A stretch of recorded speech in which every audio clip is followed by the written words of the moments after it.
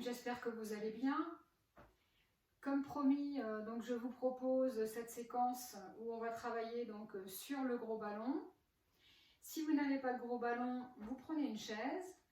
Si vous avez un petit ballon de style ballon de plage, ballon de volley, ballon de basket, ballon de foot, vous pouvez le prendre aussi. Et vous allez voir qu'on réussit à faire quasiment les mêmes exercices. Ce qui est intéressant de travailler pour travailler sur un ballon, qu'il soit petit ou gros par rapport à la chaise, c'est que vous serez assis sur un support mobile qui va vous obliger en fait à serrer fort vos abdominaux pour maintenir la posture. Voilà, c'est la différence qu'on va avoir où la chaise par contre, elle est complètement stable. Alors, je vous propose, si vous avez un petit ballon, le petit ballon, donc avec une chaise, vous allez pouvoir, donc si vous travaillez sur la chaise, essayer de venir le plus près possible du bord pour pouvoir avoir une marge de manœuvre sur l'arrière et sur l'avant. Et si vous avez un petit ballon, vous allez essayer quelque chose, vous allez essayer de poser le petit ballon sur la chaise et de venir vous asseoir sur le petit ballon. Comme ça, vous êtes à peu près à la hauteur par rapport au gros ballon et vous êtes assis sur quelque chose qui bouge et donc qui va vous obliger à travailler un peu plus vos abdominaux. Vous faites attention, que vous soyez sur la chaise, que vous soyez sur le gros ballon, que vous soyez sur le petit ballon.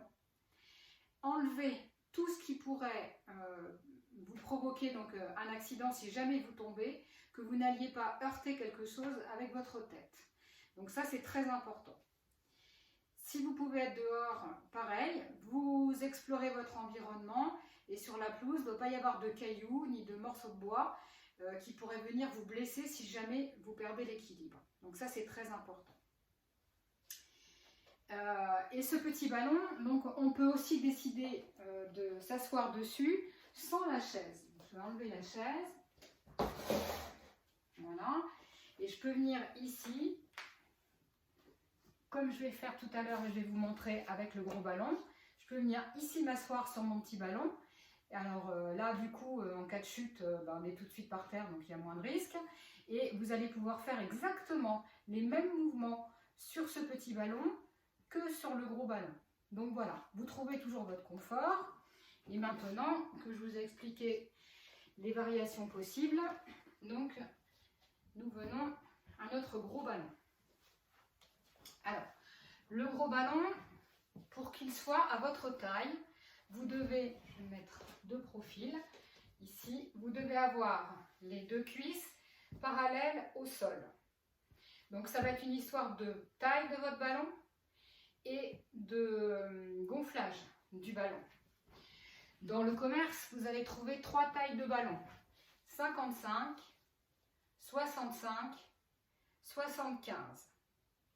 55 sera réservé aux enfants ou aux personnes de petite taille. Quand je dis petite taille, c'est 1,50 m en dessous d'1,50 m.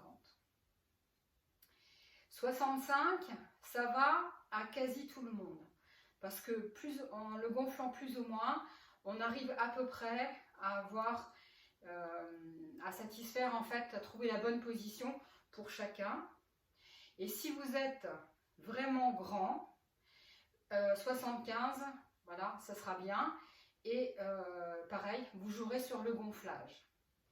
Une fois donc que vous avez votre ballon, vous allez venir apprivoiser votre ballon et on va commencer d'abord sur cette vidéo la mise en route que vous pourrez faire à chaque fois avant de commencer le travail, donc proprement dit. Alors on va orienter peut-être plus sur le renforcement musculaire pour avoir sur toutes les vidéos que je vous propose des choses un petit peu différentes, mais on peut tout aussi bien faire du stretching sur le ballon. Et je vais vous proposer plutôt du renforcement musculaire là pour les séquences qui viennent. Donc d'abord la mise en route, vous allez commencer à bouger votre bassin et donc faire bouger le ballon et vous allez emmener votre bassin à droite et à gauche. Alors, quelque chose de très important que je n'ai pas encore dit, je m'arrête tout de suite pour vous le dire. Il est très important, donc quand vous allez être sur le ballon, vous allez solliciter volontairement ou involontairement vos abdominaux. Quand les abdominaux se contractent, ils viennent presser les organes qui sont dans le ventre. Si votre plancher pelvien, les muscles de votre périnée sont relâchés. Vous allez avoir une forte pression des organes sur le périnée. Et donc là, c'est pas bon du tout parce que vous allez fragiliser les muscles de votre périnée. Ce que je suis en train de vous dire pour le ballon, c'est valable pour toutes les séances d'abdominaux en fait. Donc avant de solliciter un effort, avant de solliciter le mouvement, de vous mettre en route pour le mouvement, vous allez d'abord penser à contracter tous les muscles de votre plancher pelvien. Donc c'est tous les muscles qui soutiennent vos organes sous votre bassin. Souvent, notamment chez les femmes, enfin évidemment parce que les hommes n'ont pas de vagin, mais on pense périnée, on pense vagin, rééducation après l'accouchement, rééducation pour les futurinaires, etc. Mais pensez que votre plancher pelvien, c'est pas que ces muscles-là, c'est tous les petits muscles qui maintiennent, qui soutiennent en fait tous les organes qui se trouvent en fait dans votre ventre. Donc, si vous le souhaitez, vous allez voir, vous regardez un petit peu sur internet et vous allez voir des planches pour avoir un visuel. Donc c'est tous ces petits muscles-là qu'il faut contracter, puis ensuite dans un second temps, contracter vos abdominaux. Et là, vous allez pouvoir faire des exercices d'abdominaux sans mettre en péril votre périnée, sans fragiliser donc votre périnée et vos muscles du plancher pelvien. Voilà. Dans ce souci-là, les mouvements que je vais vous proposer vont toujours être faits sur l'expiration. Donc vous allez toujours souffler. Pourquoi? Parce que en soufflant, donc, le diaphragme remonte pour vider les poumons et donc laisse plus de place dans votre ventre et il sera plus facile pour vous de contracter votre périnée.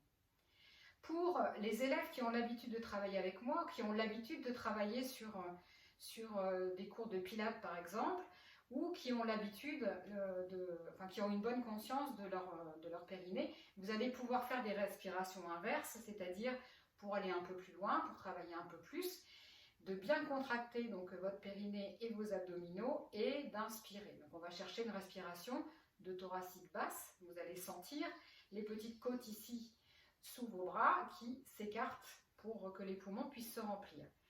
Ne faites ça que si vous êtes sûr et certain de tenir votre périnée. Peut-être que j'entends déjà ici les hommes rigoler parce qu'en disant bah, moi mon périnée je m'en fiche.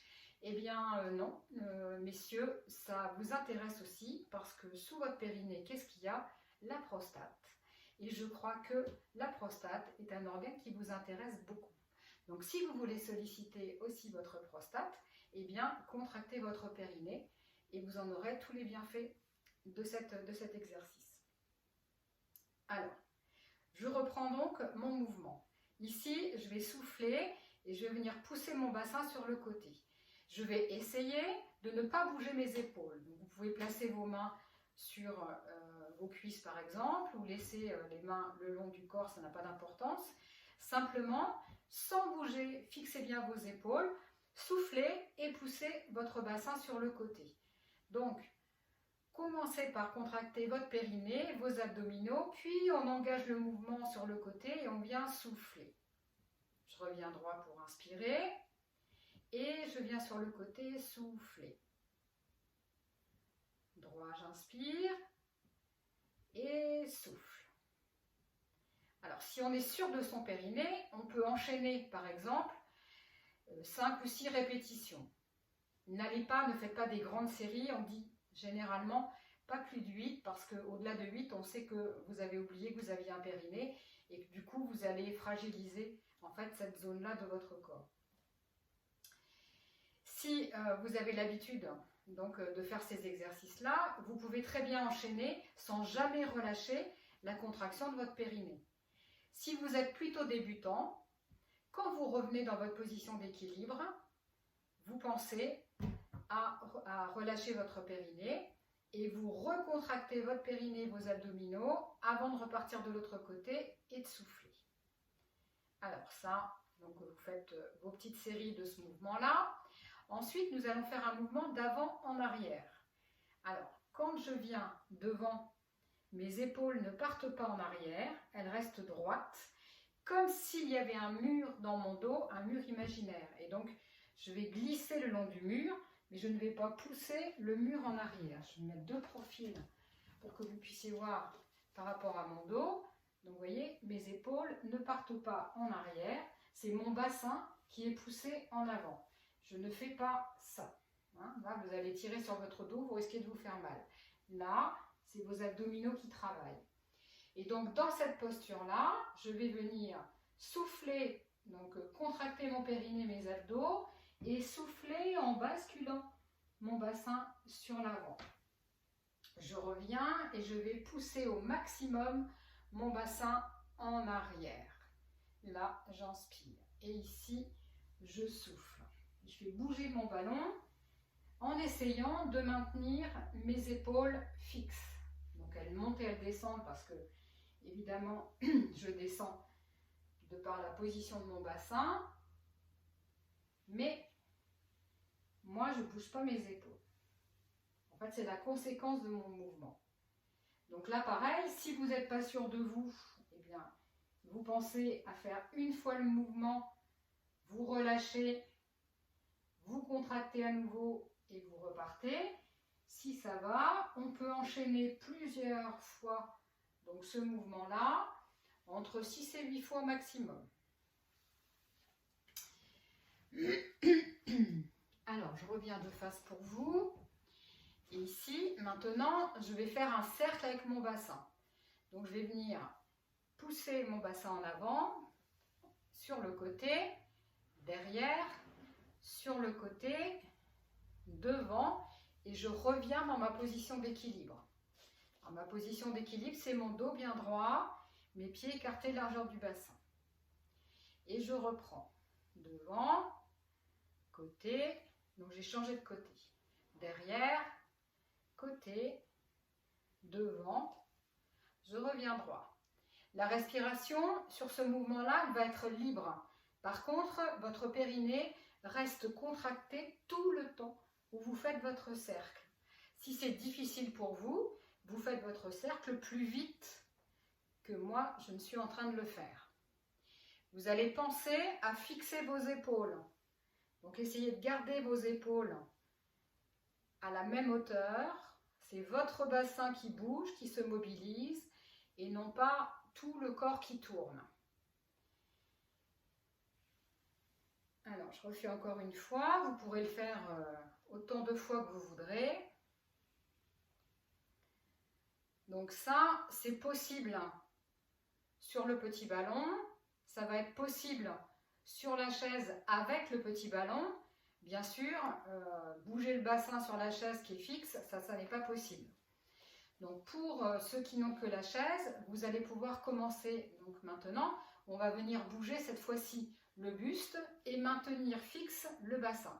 Donc la difficulté quand on est sur le ballon, c'est que le ballon il ne demande qu'à se déplacer d'avant-arrière ou de droite à gauche puisqu'il est rond. Et là, ça va être de venir souffler en allant sur le côté et revenir en inspirant sans que le ballon bouge. Donc faites attention de ne pas faire ça. D'accord? Là, j'ai poussé mon bassin et descendu mes épaules. Donc ça, non. Je reste fixe en bas, donc jusqu'à mon nombril, ça ne bouge pas. Au-dessus de mon nombril, je viens décaler. Souffle et inspire. Contracte toujours périnée abdos. Souffle et inspire. Souffle et inspire. Donc vous pouvez à chaque fois relâcher votre périnée ou contracter votre périnée tout le temps de la série. Et vous pensez pas plus de 6 à 8 répétitions. Par contre, vous pouvez faire autant de répétitions que vous voulez. Bien.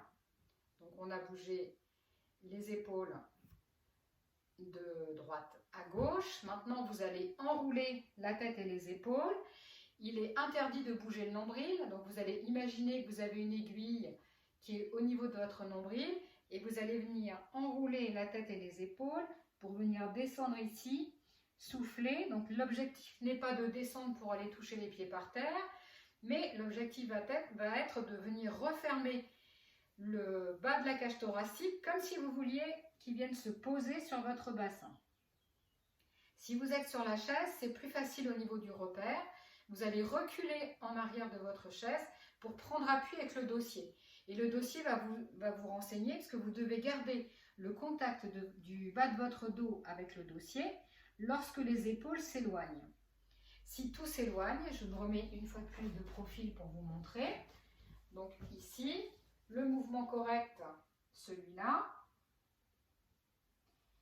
Le mouvement qui n'est pas correct, celui-là. Donc vous voyez que si je suis sur la chaise, en fait, cette partie-là de mon dos doit rester en contact avec la chaise.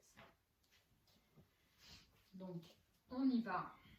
Donc pareil, hein, contraction du périnée, des abdominaux, je souffle, je descends mes épaules. Ne tirez pas sur la tête non plus, vos abdominaux ne sont pas rattachés à la mâchoire, donc ça ne sert à rien. Soufflez, concentrez-vous sur cet espace-là, c'est cet espace-là qui travaille. Inspire, souffle, contractez bien périnée, abdos, d'abord le périnée, puis les abdos. Alors, vous pourrez faire ça 5 ou 6 fois aussi. Voilà, parfait. Autant de fois que vous voulez. Posez les mains sur les hanches, fixez vos hanches et sans bouger donc vos hanches, vous allez avec votre tête et vos épaules essayer de dessiner un cercle. On part d'un côté, on revient droit et on inspire. Je repars de l'autre côté, donc devant. Je change de côté, et je maintiens bien mon gros ballon pour pas qu'il bouge. Et je reviens droit. Je recommence de l'autre côté. Respiration libre, périnée, abdos contractés par contre. Hop. Et je reviens. Je refais une dernière fois avec vous. Ici, hop, tourne. Parfait. On revient droit. Un dernier mouvement pour préparer donc toujours notre dos et notre corps aux séries qui vont être un peu plus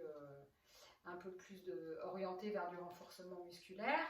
Vous allez venir pivoter vos épaules sur le côté. Et on souffle, on revient droit et on inspire. Donc je contracte mon périnée, mes abdos. Je pivote sur le côté, je souffle. Je reviens droit et j'inspire.